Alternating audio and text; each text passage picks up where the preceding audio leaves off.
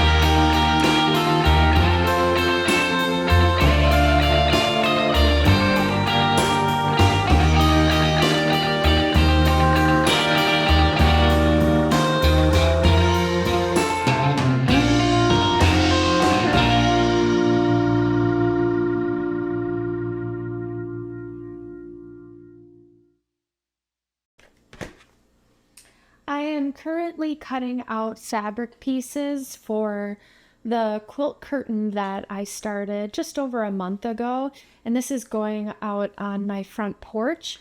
If you haven't watched my last Fiber Stories episode, I recommend going there and I explain the whole project. I haven't really made any blocks since I filmed that video. I just got very busy with a lot of other things. But now that it's August, I know that the summer months are very limited here, and I just want to get going on this curtain so I can use it out on the front porch before it gets too cold to be out there. So I made 2 blocks last night. I can go ahead and show you those. So there's this one right here. And then this one. I actually finished this one this morning. And now I'm just cutting out more for another block. I think what has been working for me is just doing 1 block at a time. So cutting out all the fabric I need for each block, sewing that up, and then moving on to the rest. I don't love cutting fabric, so I think this is the best way to space it out, I guess. I'm not gonna lie, making a quilt top has been a huge learning curve for me. I think from sewing garments, that's pretty much all I've ever sewn in a couple bags.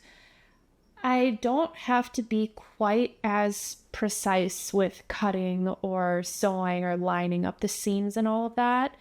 And so this has been a really good practice for me, kind of fine-tuning those skills. It's hard. Quilting is so much harder than it looks. I do really like it though. I like working with the small pieces. I don't think they're too fiddly at all. And it's really satisfying when all of the seams and everything just line up perfectly. One way I have improved my quilting skills is by learning through classes offered on Skillshare. Skillshare is the largest online community for creatives with thousands of classes led by industry experts across film, illustration, design, freelance, productivity, and more. Skillshare can help you take your career, skills, hobbies, passions, or side hustles to the next level. This summer, I have been so curious to discover other crafts beyond the fiber, and Skillshare has helped me open up to even more craft possibilities. Not only am I exploring classes about quilting, but I've also discovered classes for sashiko, a Japanese embroidery technique, woodworking for beginners, and even classes to help me improve my videos and editing for this channel. Right now, the first 500 people to use my link in the description will receive a 1-month free trial of Skillshare. Get started today.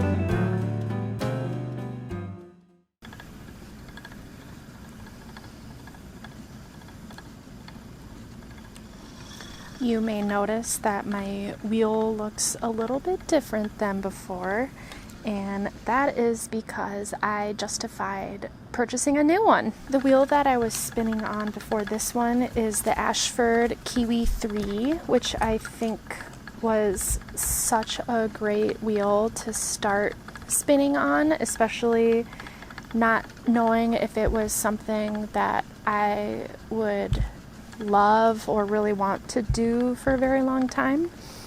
And I think it's safe to say that I'm not going to be stopping spinning anytime soon.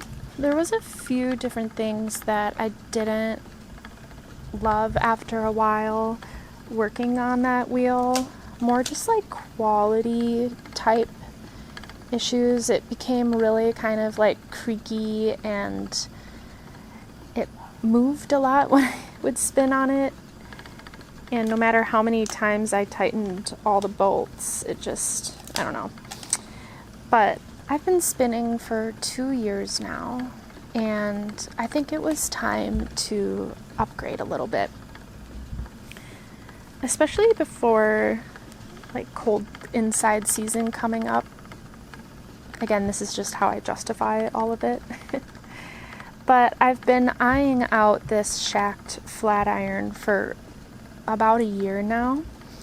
The first thing that drew me to it was definitely the look of it. I thought it was very aesthetically pleasing. I also really love the Saxony style wheel because I feel like I can get a really long draw out of it. And I have discovered this year that my favorite way to spin yarn is long draw. On the Ashford wheel, the flyer would be right in front of me right here, so when I would draw, I would really have to draw far back behind, and I feel like that really was kind of starting to hurt my back over time. So having it to my right really helps with getting that long draw that I want. I feel like I spin twice as fast on this wheel, and the bobbins are bigger too, so I can fit a lot more yarn on each bobbin. That coupled with spinning twice as fast, I feel like I can just finally catch up to spinning all of these fiber projects that I've been purchasing and has just been kind of sitting aside because it was taking me too long to spin the other projects that I was working on. This particular project is one that I've been planning, I think it was earlier this year. Yeah, it was in February. I ended up buying 3 different colors of fiber from Honer Och Eir. I have spun with their fiber before. It's really beautiful bats to spin with, and I feel like especially with a long draw it looks really good, and I knew that I wanted to spin a sweater's quantity of this fiber, and that's what I'm doing right here. So like I said, I got 3 different colors and I'm spinning them all to be a 3-ply yarn, and it's coming out to be like a worsted weight. I do have one of the finished skeins that I've spun up so far right here, and it's like a mega skein. It's like the size of my head. This is the biggest skein I've ever owned. It is 3 bobbins plied up into one massive skein, and I'm just so excited to knit with this. It is so bouncy and fluffy, and it weighs like nothing, so you know there's a lot of nice warm air that's being trapped in here, and it's going to keep me super warm this winter. I do still have to wash this though. I found it's easiest if I wait until I've spun all of the yarn up and then wash it all at once, because then I don't lose track of what I've washed and what I haven't washed. So I do still have to do that, and I expect it to bloom even bigger than what you see right here. My plan for this yarn, I have 2 options for it. I know I want to make a cardigan for sure, especially because it's going to be such warm yarn. I want to be able to like take off whatever I knit with it pretty easily if I get too hot. But I'm thinking of either the book club cardigan by Sari Nordland, or I think it's the Harabaji cardigan by Egio Knits. I think both of them would be really great contenders, and they both take a worsted weight yarn, so this will fit just right in with the pattern. And I think I'm gonna get a lot of yarn out of this. I'm not too concerned about the yardage, like if I'll have enough of it or not, because I haven't looked up how many yards this is yet, but based on how much fiber that I have left over, I'm expecting to get 3 more mega skeins like this one. So I think I'm going to be fine with how much yarn I need. In the meantime though, I'm just enjoying the process of spinning this. This is just really lovely fiber to spin. It drafts super easily, which I really appreciate. I don't know if you remember, but I just recently finished a spinning project for the Traveler, which by the way, I didn't end up having enough yarn for, so I think I'm gonna have to do a shawl instead of the pullover. But that yarn was so difficult to draft, I think because it had such a long staple length, and it just was really unpleasant to spin. And that was Norwegian luster yarn. So I think if you're considering purchasing that, just know that it's a little bit tricky to draft. But this compared to that yarn is like night and day, especially on a brand new wheel. The whole experience has been so wonderful. If I keep spinning this at the rate that I spun the first skein, I think I'll have all of the finished yarn in about another 3 weeks, which is totally fine because I have a few other projects waiting to get cast on while I finish up some other projects. So I have more than enough time to spin this yarn up before I'll actually be able to use it.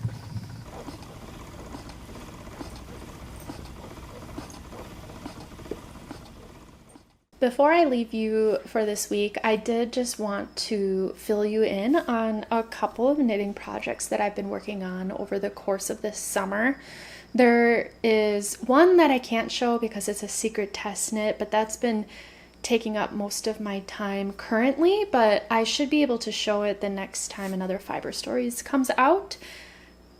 But there's a couple that I've been working on. This one's going to be hard to show because it's a bottom-up cardigan knit flat, which is never an easy thing to show off. But do you remember a few months ago I started the Mara's jacket, I think that's what it's called, by Rievive.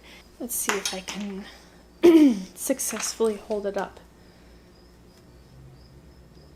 So here it is. I have the 2 front panels done, and then I am just working the back panel, and of course I have to do the sleeves, the button band, and then there's a nice collar that goes on it as well.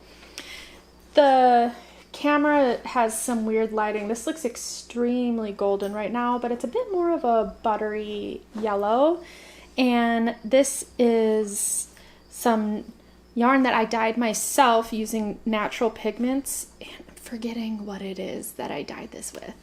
I did talk about this, I think, a couple episodes ago, 3 episodes ago. So if you're really curious, you can find out there. This one's flying along. It's a DK weight yarn, so it does knit up pretty fast here.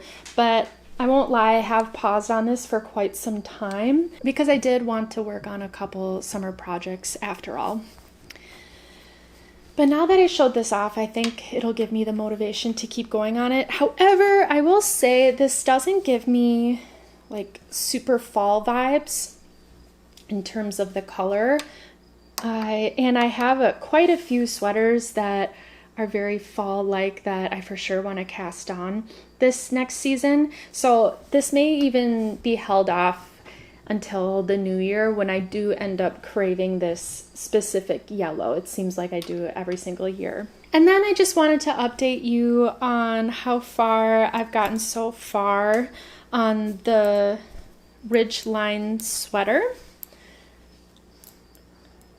It doesn't look like much since I last showed this earlier in this video, but I've gotten a little bit. I ended up taking this camping with some friends a few weekends ago and worked on this the entire time. And then again, I got home and started working on the test knit, but I've made a little bit of way here. I'm getting pretty close to splitting for the sleeves, and I know once that happens, it just feels like it goes a lot faster, especially since I'm only knitting this as a short sleeve and not the long sleeve version. So again, it feels good to show this. It kind of gives me some, what's the word, accountability to keep going, I guess, on it. I'm not too concerned about this not getting done by the end of summer because I do think I'll be able to wear it in the winter, and worst case scenario, I can just put something on over it and I'll get a lot of use out of it still. And this gives me slightly more fall vibes in terms of color. You can kind of see the coloring there a little bit better. I don't know, this color can kind of go all year round, I guess. I feel like I've reached that point where I'm just kind of rambling. I should probably just say goodbye for this week. This was my last summer vacation type video. I ended up cutting back my videos to once a month this summer, just because things tend to get a lot more busy, and that's pretty much it. But starting in September, I have full plans to go back to 2 episodes a month, so you have that to look forward to. If you're new here, welcome. I'm so glad you're here. If you like what you see, consider subscribing and you won't miss out on any future content. If you're a regular here, thank you as always. I appreciate all of the comments you leave down below and just your support overall. So I'm getting really excited for fall, and I hope you are too, but we all need to enjoy the last bits of summer as well. And in the meantime, I hope you have a lovely week, and we will chat next time.